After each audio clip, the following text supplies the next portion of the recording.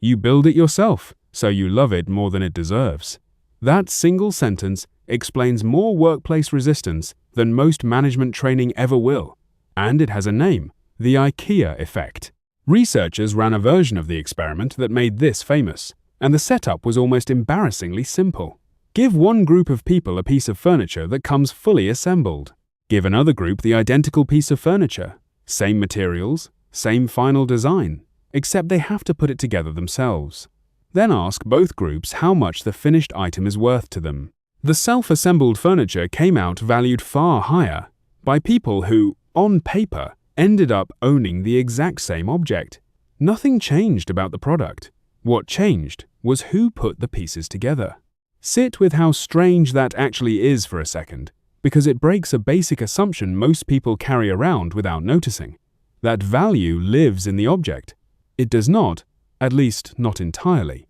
A meaningful chunk of perceived value lives in the act of creating it, in the labor and the small decisions and the little frustrations of getting a bolt to line up right, even when none of that effort improved the final product at all. If anything, a professionally assembled version is usually built better, straighter, more solid than something a first-time owner wrestled together with an Allen wrench and an instruction sheet in a language that reads like a puzzle. And yet the wobblier, more amateur version wins the valuation contest every time, because the person judging it is not really judging the furniture. They are judging their own effort, reflected back at them through the furniture.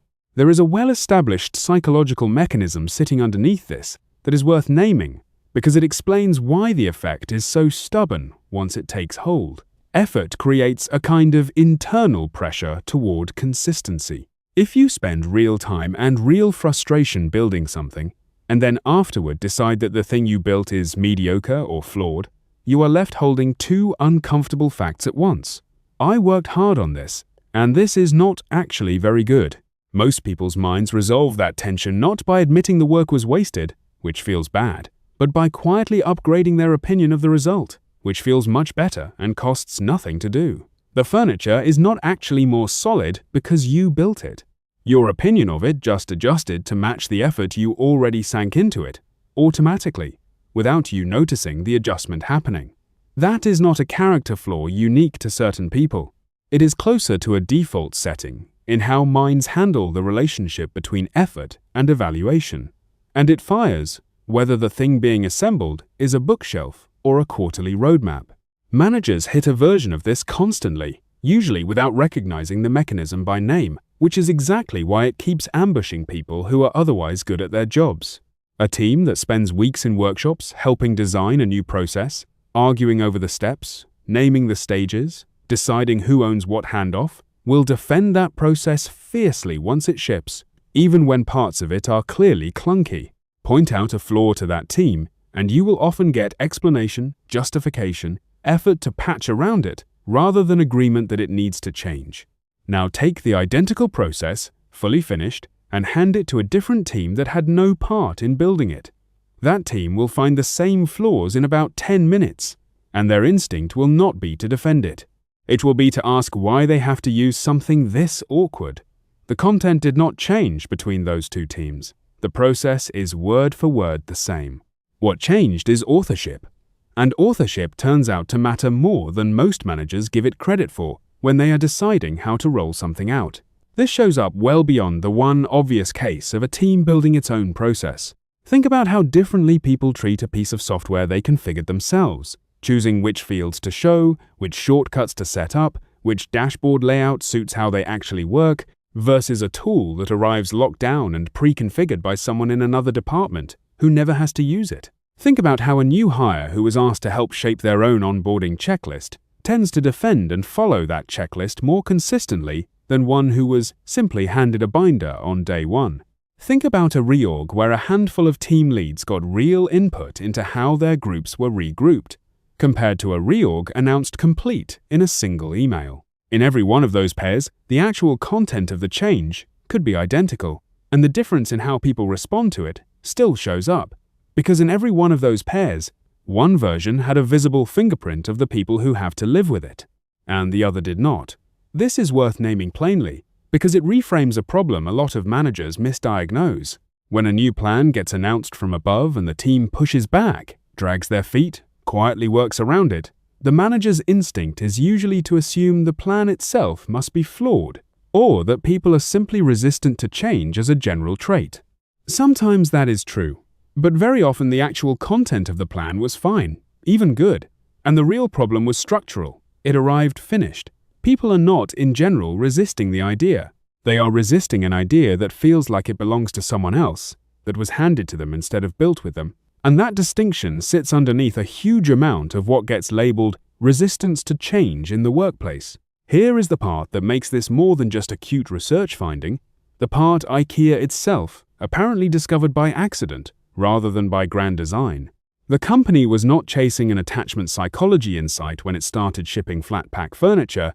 It was chasing lower shipping costs and lower prices, since unassembled furniture takes up dramatically less space in a box and a truck.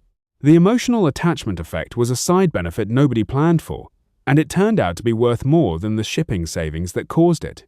Customers who spent 20 minutes with an Allen key ended up more loyal to the brand, more forgiving of a chair that squeaked slightly, or a shelf that was not perfectly level, than customers who would have received the exact same furniture pre-built. That is the accidental discovery underneath the term itself, and it is the reason this pattern deserves more attention from managers than it usually gets, because IKEA stumbled onto a lever that most organizations have access to and mostly ignore. So, what do you actually do with this at work? Because knowing the mechanism only helps if it changes how you roll things out. The temptation, especially for a manager under time pressure, is to build the best possible plan yourself, polish it, remove the rough edges, and present something clean and ready to execute, because that feels efficient and it feels like good leadership. It often backfires precisely because it is polished. A finished plan leaves nothing for anyone else to build, which means it leaves nothing for anyone else to become attached to. The fix is not to build a worse plan. It is to deliberately leave real pieces of a good plan unbuilt and hand those specific pieces to the people who will have to live with the outcome. That does not mean opening every decision up to committee, and it does not mean turning every rollout into an endless negotiation, and it certainly does not mean pretending you do not know where you are headed. You can walk in with the destination and most of the map already decided, and still leave the team a genuinely meaningful 10% to fill in themselves. Let them choose the order the rollout happens in across teams or regions. Let them name the milestones, or set the internal deadlines within the outer constraint you already set. Let them decide which team pilots it first, or how the training session gets structured, or what the fallback plan looks like if week 1 goes badly. None of that changes the substance of your plan. All of it changes who gets to say, "I built part of this." And that small shift in authorship produces a commitment that is wildly disproportionate to how much work those pieces actually represent. Someone who picked the rollout order will defend that order under pressure far harder than the actual complexity of choosing an order would predict, because defending it is not really about the order anymore. It is about defending their own judgment. There is a practical way to think about which pieces are safe to leave open and which ones are not, and it comes down to separating the constraints that actually matter from the ones that just feel important to control. The outcome you need, the deadline you cannot move, the budget ceiling, the compliance requirement, those are usually non-negotiable, and pretending otherwise just to manufacture fake authorship is its own trap, which we will get to in a moment. But the sequencing, the internal milestones, the exact wording of training materials, the choice between 2 equally valid rollout mechanics, those are frequently constraints a manager holds onto, out of habit or a need for control, rather than because the business genuinely requires that specific choice. Go through your own plan line by line and sort each decision into one of those 2 buckets before you present anything. Whatever lands in the second bucket is your 10%. Hand it over deliberately, in writing if you can, so it is unmistakable that the choice is actually theirs and not a suggestion you can quietly override later. But here is the part almost nobody expects, and it is the part that trips up managers who think they can shortcut the whole mechanism. This only works if the input is real. The moment people sense that a listening session, a feedback round, a co-design workshop is theatre, that the decision was actually made already and they are being walked through a performance of being consulted, the effect does not just fail to fire, it reverses, and it reverses fast. People do not need much evidence to catch a fake input session. They notice when their suggestions vanish without a trace, when the same plan comes back afterward with maybe a font change and nothing structural touched, when the survey results never get shared. And once that pattern is noticed once, it poisons every future request for input from that same manager, because now every invitation to contribute reads as a manipulation tactic rather than a genuine ask. Compare that to the self-assembled furniture experiment one more time. Nobody in that study was handed a box of parts and then told, after they finished, that the company had already built an identical one in the back room and would be using that one instead. The whole effect depends on the effort actually landing somewhere real. Fake participation is the management equivalent of handing someone an Allen key and an instruction booklet for furniture that was already fully assembled and hidden behind a curtain, and then acting surprised when they do not feel proud of it once the curtain comes down. That is a much worse position than never having asked for input at all, because you have converted silence into active suspicion, and suspicion is far harder to walk back than indifference. That asymmetry is worth sitting with, honestly, more than most versions of this story bother to.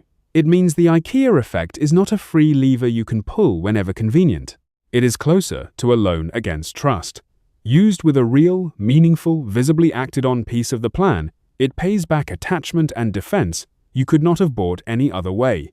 Used as a hollow gesture to make people feel heard while changing nothing, it charges interest, in the form of every future ask landing on a more skeptical audience than the one before. The manager who fakes it once does not just lose that one rollout.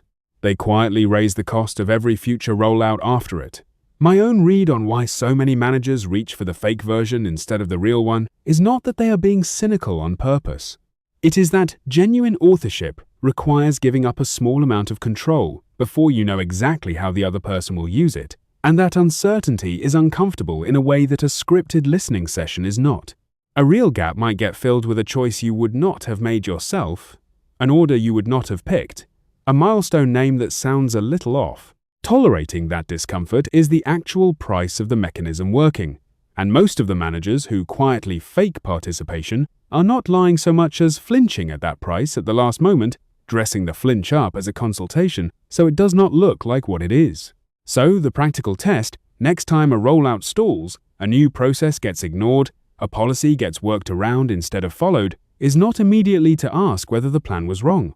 Ask who actually built it. If the honest answer is that it was only you, sitting alone with a document, deciding every piece before anyone else saw it, that is very likely the actual problem, not the substance of the plan itself, and it is worth testing that theory before you spend more time rewriting content that was never really the issue. Go back, find a real unfinished piece, hand it over, and watch what happens to how hard people fight to make it work instead of fighting against it. That is really the whole lesson, and it costs almost nothing to apply. Give people something to assemble, something real, something that would look different if they made different choices, and they will defend it afterward as if it were their own idea entirely, because by then, in every way that matters to how they act, it is. Not because they are being irrational, and not because they cannot tell the difference between a good plan and a mediocre one. It is because ownership changes what a person is actually defending when they defend a plan. A finished plan handed down from above only has its content to stand on. A plan with a real, visible piece of someone's own judgment inside it has that person's identity standing behind it too. And identity is a far harder thing to talk someone out of than a process diagram ever will be. The furniture was never really the point. The Allen key was. If this changes how you think about your next rollout, hit that follow button. A new one drops in 7 days.